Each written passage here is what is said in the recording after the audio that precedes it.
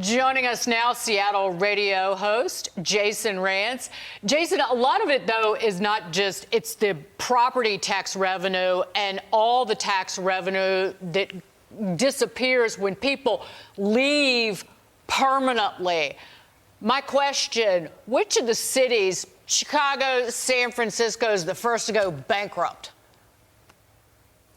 At this point, I feel like Chicago is probably going to suffer the most. They just made a decision to go with someone even crazier than Lori Lightfoot. At least in San Francisco, you've got folks who are willing to fight for their city. They said that they were done with Chesa Boudin, the progressive DA. They said they were done with the progressive school board. So I do think people want San Francisco to succeed, but there's always going to be this tension between residents and the activists. The activists are small in numbers, generally speaking, but they're very loud. And they're much louder than the folks who live and work in an area. And right now what we're seeing in San Francisco at a time where they're on the brink of an economic collapse, a conversation about reparations for black San Franciscans. That doesn't make any sense whatsoever, and that would absolutely decimate the city. Can I add something before Sean asks you a question? This is how reckless and stupid those San Franciscans are, and starting with Nancy Pelosi. They built a 1.7-mile central subway, cost $1.95 billion, 3 times initial estimates. 3,000 people are riding it every day. It is 3 football fields away from any other transit line, and it is 12 stories underground, and you have to take 3 escalators to get down to it. That's how stupid they are. Go ahead.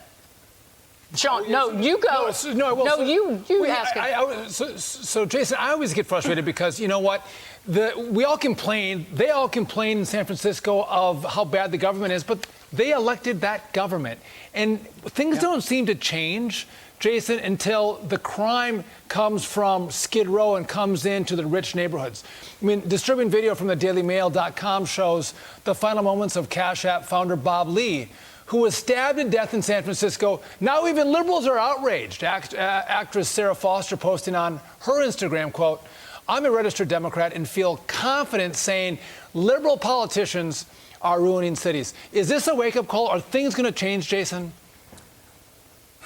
I generally take the position that for the most part, when we're talking about these kinds of cities, San Francisco, Chicago, Portland, Seattle, an individual has to personally experience some kind of issue, or they have to know someone who does.